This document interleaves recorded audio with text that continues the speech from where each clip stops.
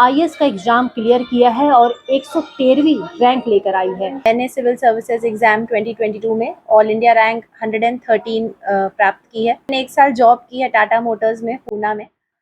Civil services एक ऐसी opportunity provide करेगा जो कि हम बहुत सारे चैलेंजेस को एक कॉमन प्लेटफॉर्म से एड्रेस कर सकते हैं। यूपीएससी का रिजल्ट आ चुका है और गोरखपुर की एक बिटिया ने आईएएस का एग्जाम क्लियर किया है और 113वीं रैंक लेकर आई है।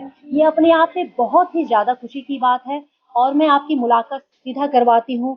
हमारी आने वाले दिनों में ये आईएएस ऑफिसर की शपथ ले लेंगी। बहुत बहुत स्वागत है आपका। Thank you. सबसे पहले तो आपको दर्शकों चैनल की तरफ से बहुत बहुत बधाई। और मैं जानना चाहूंगी दर्शकों से कि आप अपना नाम बताइए और ये बताइए कि आपकी जो पारंपरिक शिक्षा दीक्षा थी वो कहाँ से थी। जी, मेरा नाम रूपल श्रीवास्तव है। मैंने सिविल सर्विसेज एग्जाम 2022 में ऑल इंडिया रैंक 113 प्राप्त की है। मेरी स्कूलिंग जो है यहाँ के little flower school Dharampur Gorakhpur से ही हुई है। उसके बाद मैंने ग्रेजुएशन एनआईटी जमशेदपुर से किया है, इलेक्ट्रॉनिक्स एंड कम्युनिकेशन इंजीनियरिंग में। फिर मैंने एक साल जॉब की है टाटा मोटर्स में, पूना में। और उसके बाद मैंने जॉब से रेजिग्नेशन देके फिर सिविल सर्विसेज की फुल फ्लेज्ड प्रिपरेशन स्टार्ट। आपको जॉब भी मिल गया था। आप इंजीनियरिंग आप रही, उसके बाद जॉब आप कर रही थी। ऐसा क्या रहा कि आपको लगा कि आपको सिविल सर्विस करनी है। जी, मैंने पापा को मेरे फैमिली में शुरू से देखा है सिविल सर्विसेज में। तो एक प्राइमरी इंस्पिरेशन हमेशा से मेरे मन में रही थी कि हाँ, ये एक ऐसा काम है जो मुझे करने की इच्छा है। और इवेंचुअली उसके बाद रियलाइज़ हुआ कि सिविल सर्विसेज एक ऐसी अपॉर्चुनिटी प्रोवाइड करेगा जो कि हम बहुत सारे चैलेंजेस को एक कॉमन प्लेटफॉर्म से एड्रेस कर सकते हैं। और इसलिए फिर मुझे लगा कि अपनी रेगुलर जॉब को छोड़ के इसके लिए प्रिपेयर करना चाहिए। बिटिया जो होती हैं अक्सर ये अपने पापा को देखकर आइडल अपने पापा को मानती हैं और कहीं ना कहीं वो पापा जैसा बनना चाहती हैं। और मैं आपको बता दूं कि रूपल के पापा भी सीडीओ हैं और अधिक जानकारी तो रूपल जी खुद देंगी। आप अपने पापा के बारे में कुछ बताइए, क्योंकि आप कह रही थी कि पापा को देखकर ही आपका मन किया कि आप आईएएस बनेंगी। हाँ, मेरे पापा स्टेट पब्लिक सर्विसेज से ऑफिसर हैं। वो प्रेजेंटली जालौन में एज अ सीडीओ पोस्टेड हैं। और शुरुआती दौर में भी वो यहाँ, जब उनकी कुछ टाइम गोरखपुर में भी पोस्टिंग थी, तो भी मैंने उनके काम को, उनको बहुत करीब से देखा है। तो ये हमेशा मुझे एक इंस्पायर करता था सिविल सर्विसेज में आने के लिए। आजकल के बच्चे जो कर रहे हैं तैयारी, उनके लिए आप क्या कुछ कहेंगी। मैं बस ये कहना चाहती हूँ कि आप एक पढ़ाई का अपना शेड्यूल रखिए। आप अपने टारगेट्स को थोड़ा डिवाइड करके वीकली, मंथली, डेली ऐसे स्प्लिट कीजिए और डेडिकेटेड होकर उन टारगेट्स को कंप्लीट कीजिए।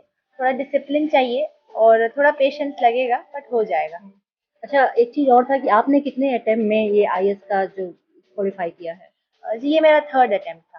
फर्स्ट में मैं प्रीलिम्स नहीं क्वालिफाई कर पाई और सेकंड में मैंने मेंस दिया था, बट मेंस क्लियर नहीं हुआ। और फिर ये थर्ड है जिसमें सिलेक्शन हो गया। तो ये थी रूपल जी जिन्होंने आईएएस का एग्जाम क्लियर किया है। बहुत जल्द ये शपथ लेके लोगों की सेवा में उपलब्ध रहेंगे। फिलहाल इनके माता पिताजी से भी बात करना बहुत जरूरी है, क्योंकि सर रूपल जी कह रही थी कि आपको देखकर बहुत ज्यादा इंस्पायर हुई थी। आप खुद सीडीओ है, हमेशा से चाहते थे कि रूपल भी इसी फील्ड में काम करे। हाँ, हम चाहते थे कि बिल्कुल इस तरीके से इसका एक्सपोजर हो, ये ज़्यादा से ज़्यादा लोगों की मदद कर सके, समाज में काम कर सके। इसलिए इसको हमने, इसकी अंदर शिक्षा भी थी कि हम सिविल सर्विसेज में आएंगे और जहाँ डाइवर्सिफिकेशन काम करने का तमाम उसको वहाँ काम करेंगे। अब इसने क्लियर किया है और ना सिर्फ क्लियर किया, 113वीं रैंक लेकर आई है। क्या कुछ कहेंगे दर्शकों से। हम दर्शकों से ये कहेंगे कि इस बच्चे को देख करके लोग और मोटिवेट हों और यहाँ की बच्चियाँ भी और मन लगा के पढ़ें। बस इसमें मेहनत से, लगन की आवश्यकता है, लगन से पढ़ने की आवश्यकता है। इसमें निराश होने की जरूरत नहीं है, बड़ी लंबी इसकी तैयारी होती है। ये हमारा मैसेज है। वो तो बात सही है कि आईएएस का एग्जाम निकालना कोई आसान बात नहीं होती है। इसमें तो बहुत दिन रात की जद्दोजहद, मेहनत और एक कंसंट्रेशन बहुत जरूरी होता है। मैम, मैं आपसे जानना चाहूंगी, क्योंकि बिटिया जब आगे बढ़ती है, कहते हैं ना कि बेटी जो होती है माँ की परछाई होती है। हालांकि वो पिता के जैसे बनना जरूर चाहती हैं। ऐसे में आप क्या कहेंगी। आपकी बिटिया ने नाम रोशन किया है और आप खुद एक औरत है। क्या कुछ कैसा फील कर रही है। मैं बहुत अच्छा फील कर रही हूँ, बहुत खुशी हो रही है हमको। और मैं शुरू से चाहती थी कि मेरी लड़की जो है वो कैरियरिस्ट हो, जो कुछ चाहती है वो करे। और शुरू से ही इसका लक्ष्य था, जब छोटी थी तभी कहती थी कि आईएएस बनना है। और ये बहुत ही लगन से, बहुत मेहनत से शुरू से पढ़ती आई, बहुत लेबोरियस रही है और इसने मतलब ये कर दिखाया। आईएएस में इसका सिलेक्शन हुआ और हम लोग शुरू से इसको मोटिवेट करते थे और हमेशा इससे ही कहते थे कि एक बार दो बार अगर नहीं होता है क्लियर एग्जाम तो कभी निराश नहीं होना चाहिए, क्योंकि अपनी गलतियों को सुधारो, देखो क्या है। और इसने उसी तरीके से एफर्ट किया और आज इसको सफलता मिली। ये तो बात सही है कि अक्सर ही माँ बाप जो होते हैं वो बच्चों को आगे बढ़ाने के लिए कुछ ना कुछ उनको बोलते ही रहते हैं, लेकिन बच्चों के अंदर भी ये भावना रहती है कि मुझे कोई चीज़ अगर क्लियर करना है तो उसमें किस तरीके से मुझे मेहनत करनी है। और ये सब कुछ आज आईएएस के रूप में जो तैयारियां चल रही हैं और आज एग्जाम क्लियर हुआ है, माँ बाप का नाम रोशन किया है और जब बेटियां करती हैं तो बहुत बहुत ज़्यादा गर्व होता है।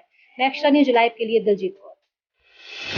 पूर्वांचल में क्वालिटी एजुकेशन और एक्सीलेंट प्लेसमेंट के लिए राष्ट्रीय और अंतर्राष्ट्रीय पुरस्कारों से सम्मानित KIPM गीडा गोरखपुर।